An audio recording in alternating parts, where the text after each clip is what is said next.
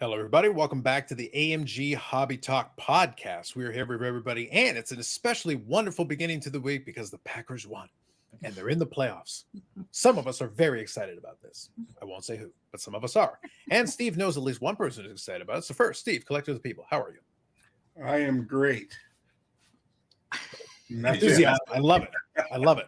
Fantastic. Blair, are you also great? How are you? I'm pretty great.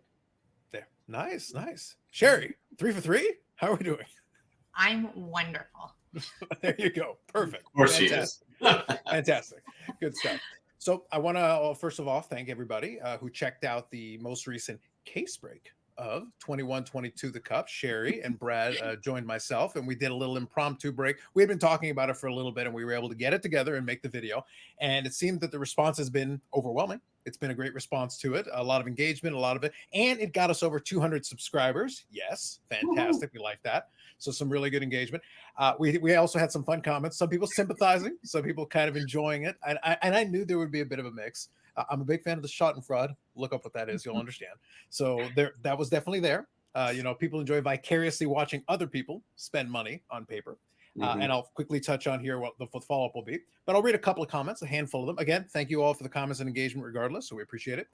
Cole Caulfield was definitely the hit, but a pretty bad case overall. So that was Mike McAvoy here, one of the comments included in it. I did like this one. I think you have to be in a different snack bracket. That's a way of putting it, snack bracket, than most of us to spend that kind of money and get so little and not be really, really upset. It's like Brad was thrilled beyond measure, without doubt, without question. But that was kind of an interesting one. My personal favorite, it was, in quotation marks, future SB signature legend has me rolling. It's like, that's one of my favorite. I don't remember which one I said that for, but I know in fact I said it. Future SB signature legend was correct for at least a couple of the cards there. And then, of course, Gotham Collections was in there. Another awesome video. Cats, sorry you got Rolly Hoop by UD, but you got the best center currently, though, Parker Kelly. Not one, but two Parker Kellys. So we did get a pair of those. So not the best break, unfortunately, but I did one of the points I made in the video, and I stand by it. It's probably more realistic to see a little bit of both. It would have been amazing to pull like a monster card. It would have been awesome, but it's more realistic right now. And in the topic we'll talk about at the very end, we'll touch on maybe some thoughts we can have, because this seems to be a trend, unfortunately. And I've watched other breaks of the Cup, and there's a lot of tins and a lot of other cases I've seen that are a little better, a little worse. It's not even the worst one I've seen, which should tell you something. It's one of those things where it's always been a feast or famine product. But again, at the very end, we'll talk about this briefly and get some thoughts from the panel here. But it's an unfortunate state, because even as a shop, you also want to take care of the customer from the perspective of you want it to be a good experience. We understand there's a gambling element of it. We understand there's a risk element to it. You're not guaranteed anything, but at the same time, you shouldn't feel bad at the end of it, because if you get too many of those experiences, well, it's going to be a really hard sell down the road for everybody.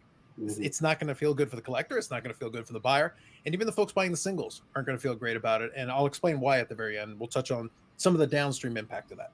But I do want to thank everybody here for the comments. I want to thank them for the engagement on it, and we appreciate that. So hopefully down the road, we'll try to incorporate some of that where we can. We can't promise cases of the Cup all the time.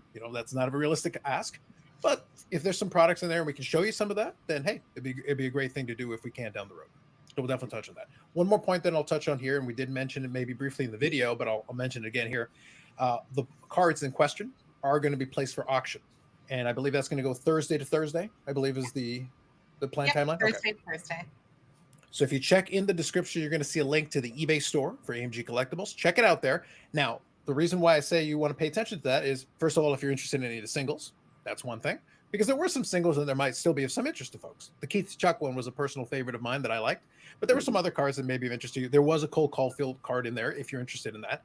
But what's going to happen is, regardless, good, bad, or indifferent, the proceeds, we're going to keep track of the proceeds of those cards, and we're going to come back with a follow-up video to let you know what the value proposition would have been. We're going to share with you what the retail cost was for the boxes going in, and we're going to share with you the result of selling all the singles out of it. Brad is not keeping any for himself. They're all going to be made available, and whatever comes out of that, good, bad, or different, you're going to find out what happened. If you had bought the case, paid it for yourself, and sold everything, this is what came out of it in open market. Everybody's going to have a shot at this one. So something to bear in mind and keep an eye out for that. we're going to get into then a couple of cards that came in the shop. So this one is a fun one. We've got a nice mixed bag here. So what I'll do is I'll start sharing them on the screen, and then whoever wants to take a stab at giving us a little background on it, I'll read out what it is, and then you guys can tell me anything you want to tell me about these cards. Okay, so we're going to start off with a little footy. We're going to start off with some soccer here. Immaculate Collection, which I'm a fan of. I do enjoy Immaculate Collection. Not a big soccer fan myself. Not into it. However, I can appreciate. So we're starting off here with Alan Shearer from England. Anybody want to tell me anything about these Immaculate cards? Sure. I'm a soccer fan and played it all my years growing up. Newcastle legend. It's on eBay right now, and I'm receiving many offers on it. So I think I'm just going to hold tight until I get the offer that suits me for his qualifications as a soccer player. But on card auto and out of 10, so obviously a tough card. Yeah. What I like about Immaculate is depending on the year and the brand and everything, you got the on card auto, which is great. The next one will not be, but you do get a fair number of on card autos. And I think the design plays well for an autograph. That's a good spot to put an autograph. Design wise, that makes a lot of sense. I think they did a good job with that card.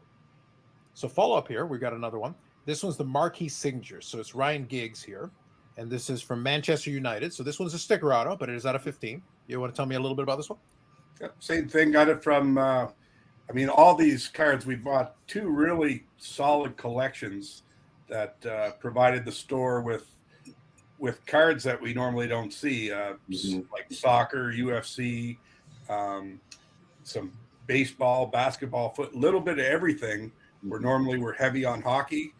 These collections had everything but hockey, so we've got some great items in the store. But yeah, another awesome card from a soccer legend. Sounds good. Next one here I have a little bit of familiarity with. This is 2018, I believe, Museum Collection. And this is kind of one of those wave refractors. I am familiar with some of them. I actually pulled, it wasn't a promo because you could get some cards inside of some of the packs. In 2018, I was buying some product. So just to give a little background, 2018, I was buying Topps Chrome. And the Topps Chrome at the time was very affordable, by the way. We'll come back to it in our discussion at the end. I was buying them for like $80 or $90 per box. And I actually put together a set of the autographs. So this is Topps Chrome, before the big boom and everything went crazy. But I was $80 or $90 a box for Topps Chrome UFC, and you could get refractors, you could get autographs. Well, I've put together most of a complete set of the autographs. It was a checklist of, I think, 33 allegedly. I'm going to call it 32 because one of them I've never seen. And I'll share it. The Mark Hunt, I have never seen it. The only one that I have left to pick up is the Sean O'Malley. That's the only one left. That's the most expensive one, unfortunately. I wish I had picked it up. I had a chance to buy one for $50 around 2019. I should have, in retrospect, clearly, because they go for about $300 or $400 now. But I have all the other ones, and they include Hall of Famers. They include it's a who's who list of at the time, Chuck Liddell and a lot of folks. Great checklist though, overall, great checklist, and I'm very happy to have it. It's the only UFC checklist I ever tried to put together, and I'm missing one. I'm gonna have to pony up for it. My plan is to pay for it this year and get my set done. Unless the Mark Hunt appears somewhere in the universe, probably Steve, Collector of the People, has it hidden away somewhere. But otherwise, I don't see it. I have not seen one. I haven't even seen a picture of a copy. So I don't know if it's even out there. But this was one of the ones that you could pull some of the preview cards. And it talked about Museum Collection. They're really cool. And of course, it's Conor McGregor, infamous, multiple-time champion. So a great name for that. Now, this was a fun one because I actually enjoyed watching her fights. Still cannot pronounce her last name. It's very Polish, and I won't even attempt it. No. It's Joanna. If you know, you know. Nice Yeah, I love watching her too. Heck, when she was in her prime, heck of a fighter. She was tough. And multiple-time champion as well. Multiple-time champion. Fantastic fighter in her time and had a lot of great fights. Now, speaking of also somebody who had a lot of great fights, Anderson Silva. So fantastic here. This is a nice one. So you've got the top certified. So you got fighter worn memorabilia, and then you've got a sticker auto here. Anderson the Spider Silva. A lot of great. I used to watch almost every UFC pay-per-view. They got too many now, to be honest and blunt. They've got too many. I do still have the Fight Pass, and I do watch from time to time. Although I guess because you kind of watered it down. This is just a personal opinion thing. I think it hurt it when we had so many cards that it just kind of waters it down. It's like, so I don't even know which one I want to sit down and watch. I used to watch all of them. So, and I used to order the pay-per-views and enjoy them, and it was a lot of fun. I may still down the road catch the odd one here and there, but it's become a lot tougher to really fixate and focus on watching this with the sheer volume of ones that we've got available to us now. Yeah. All right, so let's get back to our bread and butter here. A little hockey. We are a Canadian podcast here. We're contractually mandated. I think the feds were about to kick down my door if I didn't mention some hockey now. So we're going to talk about it. So from Artifacts, we talk about the silky mitts. So here we've got a pair of them. So we've got Jack Eichel and Landeskog. So some thoughts here, Blair? Do you want to share? Yeah, that's one I remember from our podcast. I think that was my favorite kind of subset there with the silky mitts. So we picked a few up in a collection or in the store buyback. So I just saw them in the showcase and thought it was cool. The silky mitts. Nice. Are they silky enough for you? Is it working? Is the namesake, does it hold up? Yeah. Fair enough. All right, a couple of young guns here. We got David Pastrnak, so in a PSA 10, so very nice, good solid one. Mm-hmm. And then following here with the Boston Bruins theme, we got Brad Marchand as well, 2009 Young Guns as well, also in a PSA 10, so you got two of those. And with the Young Guns. Now, one thing I will kind of bring up here, and again, spirit of fairness, spirit of speaking truthfully. I don't know, is this corner here, is that part of the image?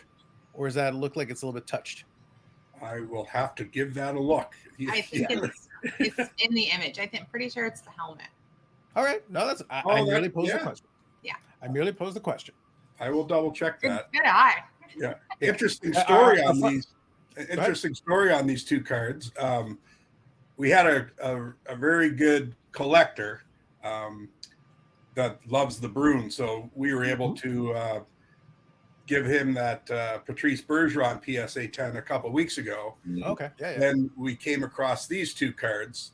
I actually bought them from someone else, had to pay comps on them, but it's one of those, being the collector of the people. It was more important to get them in this collector's hand. So basically I'm breaking even on these cards, but I'm also getting, I believe it's 2 pounds of scallops because he's a fisherman. So that was 100% worth it. And he actually did do a nice little post on our Facebook page, which we appreciated as well. So love getting these cards to a 100% collector. They aren't going anywhere. So, and the scallops are going to be fresh. He's out on the boat as we speak. So I cannot wait. I think that's going to be scallops with sells me here. Yeah, that's going to be an episode of Bonus Blair, I think, when the scallops come in. See that right there, Sherry, we might be able to top the viral video. It's like Bonus Player reviews the scallops, and everybody's like, wait, what? It's like, guys, we I think we did it. We hit 100,000 views. Scallops? It's like, go with it. Just go with it. 2 pounds of scallops, I think, is I did not have that on my bingo card, Steve. So kudos to you. I did not have that one on my bingo card. Whatever works. All right, next one here. A personal favorite of mine. I am a collector of some vintage baseball, especially back in the day. So this was cool. So we got a T206 with a Piedmont back. That's something else, by the way, for PSA folks. A lot of times they'll do with T206s. The next thing will be whatever the back is. So we've got there's different types of Piedmonts. There's different factories. I won't go into the nitty gritty, into the weeds on that, but just be aware they'll usually label it on the front with that. And then this is Chick Gandil in a VG Plus 3.5. So I like that for a lot of the playing for the Chicago Americans. So good stuff there on a T206. A little tidbit on that too. He was actually part of the 1919 Black Sox scandal. So he's infamous for playing alongside with shoeless Joe Jackson. Apparently they were bribed to throw the World Series. Wow. So he is famous for that. He was the first baseman. Nice. Shame on him. Well, it is what it is. It does make you infamous, though. It does add some infamy to your name. But no, and a nice looking copy as well. I do appreciate the T206s, though, were affordable for a really long time, and then eventually they reached a certain point. I want to say when Topps did their Topps T206 product, and they came out with that, I think it started to boost the prices on some of the regular names as well. And if they have any infamy at all, they've definitely gone up in price since back then. All right, next couple of ones, we got a couple of cup cards here. I think mostly cup cards. So we start off with the Timu Solani here, numbered to 12. So a nice clean on-card auto. We like that. So we've got an all-star team jersey as well on that. So a nice gold foil. Good-looking card. I think a good aesthetic on this one. Yeah. Okay, then we got a Trevor Zegras Now, this one is a sticker card on this one. This one's honorable numbers, and it is hand numbered to 46. So that's kind of interesting. I didn't realize they were hand numbering these ones, but that's kind of interesting. And the patch is a very nice patch piece on this one. This one is one of my personal favorites. This here is my favorite subset that the Cup has. There's a lot of good ones, but I'm a huge fan of emblem of endorsements. I've talked in the past on my own channel and other places that I'm a big Medano collector. My favorite Cup cards from Medano are all the emblem of endorsements.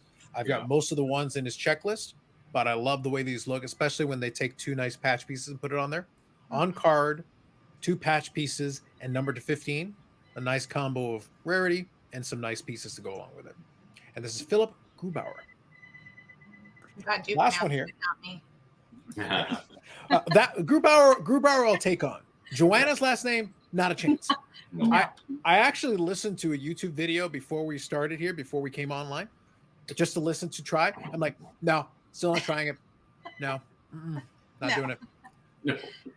So to finish up here, thematically appropriate, since we're heading into Super Wildcard Weekend, this weekend upcoming here, we got a Josh Allen from 2018 Prism. I remember this set. I opened a box of this, and that'll lead us into the conversation here at the end. I'll talk about the 2018 when I was opening when I got a chance to open a box of Prism. In the days when you could, it was a lot more affordable at that time. But this one's a great pull. The Josh Allen there autograph on it. So that's a pretty good one. Did that come as part of a collection as well, or what happened with this one? Yep, that was, again, there's just a little bit of everything. But yeah, that's a rookie year autograph of Josh Allen. He's probably one of the most sought after, football guys going right now. But yeah, we've got some Lamar Jacksons and some Josh Allen rookies in the showcase, which again, it's been a little harder for us to get football, especially high-end cards. So definitely you want to come see what we have before it's gone. But great card. Absolutely. We're gonna need a new one touch though on this one. So Yeah. this one has seen better days, but an awesome card for sure. So I'll lead us into kind of the conversation that I wanted. I wanted to give us a couple of minutes for it. So thank you for providing the images on that one. Some really nice one, a nice variety. I like that. I like that we went all over the board. We got footy. We started with footy and finished with football. So we bookended those very nicely. It worked out. And we included our hockey just so the feds wouldn't get us. We included hockey. I promise. We showed hockey. We did. But I will say, one of the things that I was talking about was, so in that 2018 Prism year, if for the folks that remember, 2018 Prism football was interesting because back then you had Josh Allen. Josh Allen was nowhere near the top of anybody's rankings in 2018. What was funny is that you had your various top draft picks. Lamar Jackson was in the bottom end of the first round as well. He's a guy who won an MVP and is likely the leading candidate for MVP this year. So he may be a two-time MVP who was the last of the quarterbacks drafted. If you go back and look at it, I don't remember the exact order, but I know it was it might have been Baker first. I think Sam Darnold second. And then I think from there you had the two Joshes. You had Josh Allen and Josh Rosen. Josh Rosen's out of the league. Baker Mayfield is in the playoffs. Lamar's in the playoffs. Josh Allen's in the playoffs. So that's pretty good. Sam Darnold is technically in the playoffs because he is on a roster. So that counts. So most of those guys are still in the league, but at that time, those are the guys you were chasing. You also had Saquon Barkley. So it was a pretty interesting rookie class. There was a lot of pretty good players in it. Now, here's the contrast to today, bringing us to today. In 2018, the Prism box, I remember getting one in a store that was local to me. It was about 260 Canadian dollars, give or take. I translated to American dollars for folks out there. It was under 200 bucks US. I actually put it up on eBay just to see if anybody wanted to buy the box from me as it was. I left it for a couple of days, no takers. Well, within a couple of years, as some of these players started taking off, those hobby boxes went for over 2,000 at one point as things really took off. So the wax was clearly the move if I had kept it sealed. I did open it. I got my money back and then some. But $260 Canadian, you could do that. It is still possible to open it and keep some stuff down the road and eventually, because as Lamar Jackson became better, I had a couple of inserts for him. I was able to sell those. I did pull a Josh Allen, not a nice one like that. I pulled the base Josh Allen, got in a PSA 9, was able to make some money on that. Today, the new Prism product is 900 US. So that brings us into this conversation. We did the thing with the cup break. Now, the cup has gone up progressively over time because if you remember back to the first really years of the cup, it was like $300 or $400 a tin, something like that, somewhere in that vicinity, if memory serves me. Yeah. Well, it's a very different discussion when you're buying, even if I say $500 a tin, just for the hell of it, $500 a tin, you get 6 in a case. Well, that's $3,000 for the case, for the whole thing. Well, it's very different if you're trying to make a value proposition on that versus as the price kept escalating and escalating. And it reached a point, and the question I kind of asked my friends offline is I said, okay, so at what point do we wreck the value proposition to the point where it's like, it's always been a gamble. It is never not. As soon as chase cards became available, it was always a gamble. It wasn't about just building the base set. It was about chasing the card. But when you push it so far out of line, it's like the floor on a bad break is down here, and it was always here. But when the price was here, okay, the gap between the two isn't so bad. But as you keep raising the price, if the floor doesn't move and the price just keeps going like this, you wake up one day, it's like, okay, if you hit, fantastic. But if you really don't, it's way worse. And the gap between the two got wider and wider and wider. Mm-hmm. So a couple of directions we can take this, but one of the first ones is, just a thought is, as a dealer looking at it from your perspective, how do you try to address that with a customer? Because when you're looking at it, they are interested clearly in taking a chance. People like opening boxes. It's fun to open it and take your chance. But it's tough when somebody opens a break and they come out on the bad end of it, and the bad end of it is so much tougher, and the price kept getting higher, and you're looking at it like, you're sympathetic, but at the same time, this is the reality you've been presented now with the way the manufacturer's done it. So open-ended question, open-ended discussion. Anybody who wants to take a stab at this and give some thoughts. You explained it very well. There's a gambling element involved, but now it's high stakes gambling. So you eliminate a lot of our clientele, because obviously everyone comes from different incomes and lifestyles, and not everyone, especially talking about the prison. There's guys that have asked us if we can get that product in for them, but we want to satisfy everyone, but there really is only a couple high stakes guys that are going to buy it. It really doesn't cater to the majority. So yeah, there's, whether it's the cup or prism products, it's high stakes gambling now. And from a store point of view, it definitely does eliminate the majority of our customers, which obviously isn't beneficial to anybody. No. Mm-hmm. No, Yeah, I for sure. agree. Yeah, it's back to, we did a little pre-chat about this, and I mean, people are coming in, and this is the business we're in. We depend on people to come into the store and buy our products, whatever we have on the shelf. And we do see it. Steve would attest to it. Sherry, you see, especially, we do get a bunch of people open product in store, and sometimes you look at it and it's like, I don't see $100 worth of value there. And that's the trickle down, is the prices are so high, and then when you look at it, what the value you get out of that card, and then you turn around and try to sell the singles of the card, it's just kind of, the price of the product is up here, and then when you try to piece out your singles, even if we buy them back and put them in the store, like you price things sometimes, and it's like, I can't believe this card is like selling for $3, or I can't believe this card is selling for $5. So it's and it's hard to sometimes I wonder, think about it, it's how do you keep the clients coming in and purchasing the products when the disparity in the products and the cards that you get, it's just kind of not making sense. So I think they need to get, and I think sometimes they're just messing with the product too much, like SP Authentic this year. I think a big complaint on that one was they started introducing the retro future watches that really you're adding another autograph to a product that's so autograph heavy anyway, and that's one of the kind of flagship products, and then you start adding autograph. Why? Like, just leave it alone. Like, I think they're messing with products too much, and maybe adding too many products. Mm-hmm. All right. Yeah. So let me kind of pose.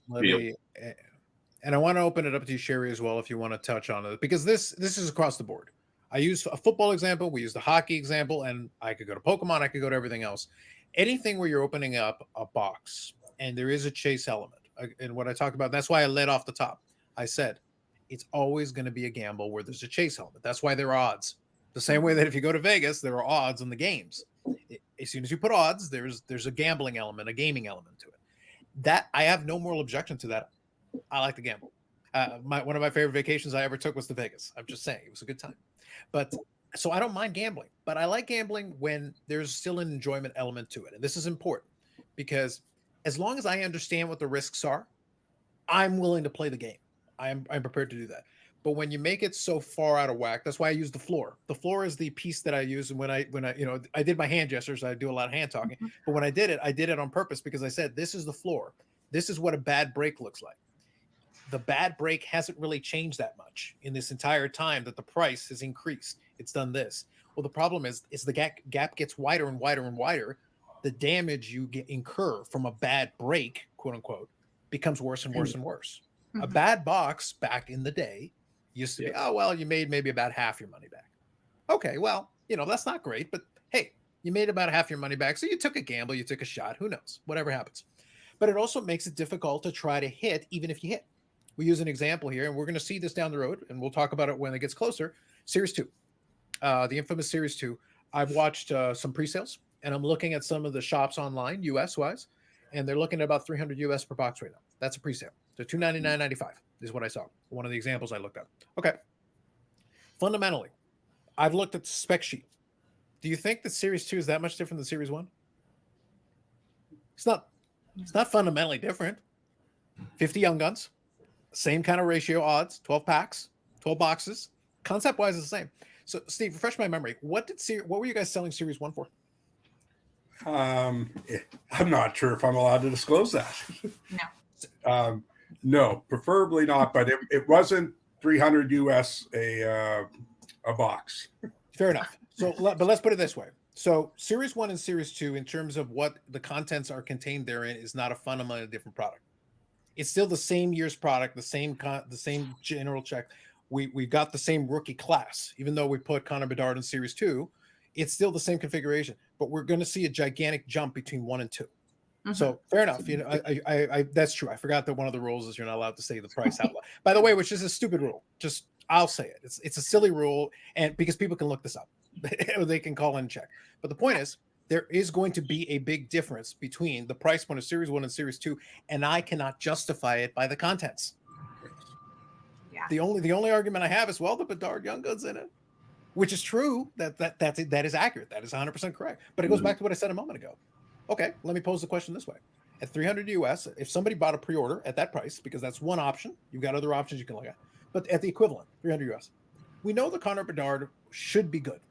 He's injured right now, but he should be back. And if he's still playing well, and again, best case scenario, he's playing well. Okay, so you pull the Connor Bedard card at a $300 US price point. How high does the Bedard Young Gun have to be for this to be okay? Because even if you pull the card, by the way, if we do the math real quick, you're getting 6 Young Guns per box, about 50 in the checklist, give or take, 12 boxes in a case. You're going to average about 1 per case. Maybe a little more than 1 per case if you get lucky. Maybe 2 in a case if you're good. So you're not guaranteed one. But let's say you pull one. You buy 1 box. Congratulations. You pulled the Connor Bedard. Did you make your money back? No comment. You can't definitively tell me you did. That's the problem. Yeah. Just so we're clear, that's my entire point. That's all I'm saying. Yeah. That's a problem. The And answer should have been an emphatic yes. The answer Yeah. should have been yes. You pulled the card you were trying to pull. The answer should have been yes. And it's going to be hard to pinpoint exactly where his Young Gun's going to sit. I think obviously pretty impressive out of the gate, but where's it going to settle at to as well? So yeah, hard to pinpoint where that'll be. It may also change how people buy this product. Where like Series 1, they could buy a case. With Series 2, instead of dropping the big dollars on a case, they'll now take a single box. Then the gamble side of it isn't as risky, because if you do pull that Bedard, then you are in good shape. So I could see a lot of people buying them by the box, where if it was a better price point, obviously they'd be gobbling up the cases, whether they open them or sit on them. There's good value there. So yeah, you definitely have to change the dynamic of how you proceed to buy Series 2. Yeah, for sure. Now, one of the traditional responses that a lot of folks will throw in is, "Oh, just buy the singles." Well, the people have to open the boxes for there to be singles. So it still creates a problem. Someone has to open the box. Somebody has to bite the bullet and take the chance. Otherwise, where are the singles going to come from? They don't magically appear out of nowhere. So I guess let me steer the conversation in this way. This will leave it kind of again open ended, and you guys can all touch on it however you wish. So you got two options really. One option is to try to enhance the value to raise that floor that I talked about a second ago, or the second option is to bring the price back down. And it's going to be tough because once you've let the genie out of the bottle a little bit, it's kind of tough to suddenly quote unquote devalue the product after people got used to a certain thing.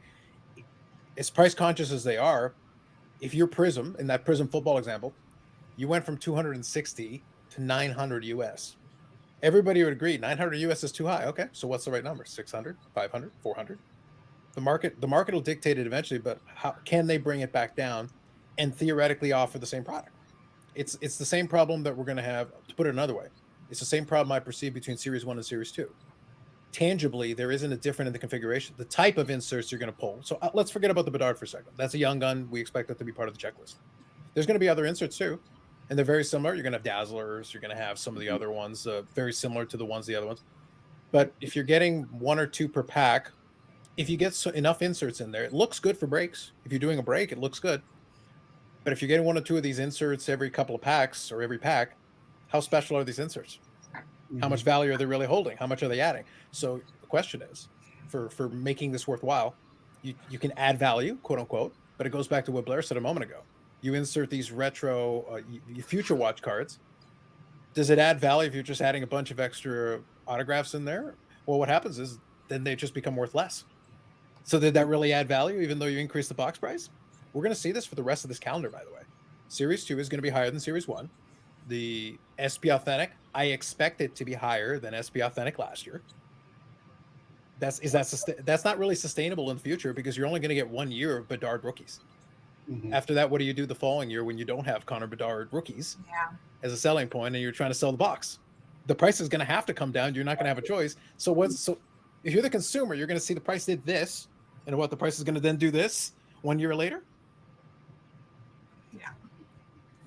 Well, we are kind of seeing that with singles and that right now. I mean, we discussed the market's kind of readjusting. So, and like you mentioned, the market will hopefully set the price. And I guess if they all get together and, decide we just can't do this anymore, something's got to give. And, hopefully that will bring the prices of some of these products back down to reality because, it puts a lot more enjoyment into the hobby when you're not dropping $1,000 on it and, praying that you get close to your money back when, most of the time you're getting 10% back, which like we discussed, makes it tough. That is fair. So do you think that is the most likely scenario? Because obviously that is one way we could resolve the issue is to bridge that gap, is to bring the top end back down, to level it out a little bit, to make the balance a little bit more. The other one that you could try to do, and I think Upper Deck tried to do this, and I don't know how successfully, is they tried to add value. Well, the problem is it's tough to add value. It goes back to what I said, those future watch retro. The concept was to add value. We're going to add some more autographs into this. Yeah. It's like, well, is the audience interested? Do they feel like they're getting value added? Is that sufficient? It was the same thing with the cup and the update cards, right? The update cards are more cards in the checklist, right? The theory is you're adding these nice fancy cards, but did it add enough value to make it? I've seen a lot of breaks. I'm not seeing a lot of those update cards coming out. It's interesting. Yeah. We found. So we didn't solve it. We tried. Upper Deck, we tried solving it for you. Yeah. Blair, I was counting on you. This was going to be your segment to shine. You were going to give us a whole laid out. We were going to give us a PowerPoint deck. You were going to lay out how you were going to personally fix this. This was going to be good. I know. Yeah. Bonus Blair fixes all. I'm going to hold that for bonus episodes. Yeah. He did change into his work shoes this morning, though. He forgot yesterday. I did. Feet suffered. Very good. Very good. Yeah. So I wanted to open up this is only the beginning of the conversation though. I wanted to have a chat with the team here a little bit about it, but it's a reality because it's not not to make too light of it. It's not an easy question to answer. And truthfully, it shouldn't be on us to fix this problem. I joke about, Blair solving all our problems with the PowerPoint deck, but it's not really his job. It's not my job. It's not Sherry's job or Steve's job. It shouldn't be the card shops fixing this for the manufacturers and the distributors and everybody along the chain. The system is relying on certain things continuing to move. It's an ecosystem. Everybody relies on everybody else in the ecosystem. And the problem is when you disrupt the ecosystem too much, the whole thing breaks. It falls apart. We need a balance between all these different things. We still want to have a gambling element. We want to have the chance to pull the cool card or the lottery ticket as well. But we don't want to make it so prohibitively expensive that even when you win, you didn't really win. That's why I asked that question earlier today about the Series 2. And we'll speculate more about it when we get closer to it. Regardless of the price point, though, if I pull the thing that I'm trying to pull, I should win. It should be definitive. I should know that I won. It shouldn't be me guessing, well, I think I won. Did I win? I won, right? Steve, I won, right? Sure.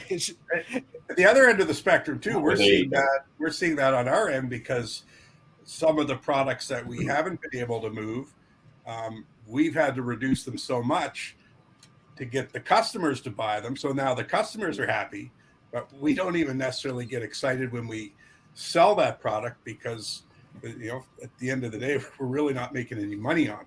So on both ends of the spectrum, we'd like the price to come down, but then we're having to reduce the price on our own, which really only affects us. But our goal is to make the customers happy. So, like you described it well there. It's almost it's an ecosystem. The reality, though, is if you reduce the price, there's a reason for you to do that. You don't make any money just sitting on product indefinitely. Your goal is not to have a museum of products so people can see the mountains of wax sitting in piles. But at the same time, that doesn't actually fix the problem. No, you actually did what in the long run moves the product. So you prove that the price, in effect, what you did is you proved the price point was too high. Right. Because you just said, all right, we got to pull the only lever we have. The only way this product is going to move is the audience values it at X. This price is higher than that. So we got to go lower it to the number that I'll take some boxes at that price. Then that makes sense for me as the consumer. Then that means the price was too high to begin with. Exactly. And that hurts everybody along the way. And I don't think it should. It shouldn't fall on shop stores like us to do that. I mean, that's not. Sorry, I could go on about this forever, but I mean, it's just not. It's not right. It's not fair. Like they're. The manufacturers are putting these exorbitant prices on it, and then expecting clients to come in, and when the market dictates they don't want to pay that for it. I mean, like Steve said, there's always a few people that gamble the high, but when you put that on, and so it's obviously showing that the market's not there, and then it's us who are forced to reduce the products to the proper selling point, or and to move this thing. So it's so guys, what I'm going to do. I don't want to interrupt Blair solving all our problems, but I do want to do a little time check for you guys at the store there. I do want to remind you of the clock. Oh, we do have someone may need to flee for the door. I'm just letting you know. I can be up. I'll wind her down. I'll wind her down here, but I want to make sure that somebody goes to the door and sell them the boxes, Blair. Sell them the boxes. Tell them to ignore this entire conversation and sell them the boxes. Get them to buy it. Lloyd just walked by, so he can hold the fort for a minute. Okay, so we'll wind her down though. But I want to thank everybody for their contribution to the conversation. It wasn't an easy discussion, and I didn't want it to be necessarily. But I think it was an important discussion because it gives what I promised in the last episode. I wanted it to be insight into the reality of everything down the chain affects everybody else. Mm-hmm. In the perfect world, then AMG would love to sell you a box at a really great price, but then they're also getting at a certain price, and then from there all the way down the chain. And if you at the customer aren't seeing the value, then it's hard for them to then sell you the box, and the box doesn't sell, and the price drops. Okay, that sounds good. Short run, it sounds good. Long run, it hurts everybody. Because eventually, so well, then why even bring the product in? If you don't want it and this price is wrong, then why carry the product? Yeah. That affects Upper Deck. That affects the down. You want the singles? Nobody opens the box. You don't get singles. Everybody gets affected along the way if the numbers are all wrong, if it doesn't jive. A little risk is okay. A little gambling is okay, but not when it breaks the whole cycle, the whole ecosystem that we were talking about. Mm-hmm. And we love what we do, and we'd like to continue to do what we do. So, yes. Stay tuned for bonus Blair, though. We're going to get the PowerPoint deck. He's going to fix everything. It's going to be fantastic. It's going to be great. We're hoping for Q3 is going to be fantastic after we finish the PowerPoint. Yes. Some more videos coming up on the channel. You can check that out. We're also going to, like I said, we're going to include links in the description to the eBay store. You can check that out and see. if you want to participate in the experiment and be part of the final totals, we're going to add it up and find out what the total is. And we're also going to look into adding some more things into it. Maybe we'll get some more bonus bar, but we'll find out some of that. So, Steve, Collector of the People, I want to thank you. Blair, bonus or not, I want to thank you for participating as well. Sherry, much appreciation to you. And we'll see. And we'll bring up some more topics on the road, some more products down the road, and hopefully some more cool stuff in the store. And we'll get a chance to chat on that.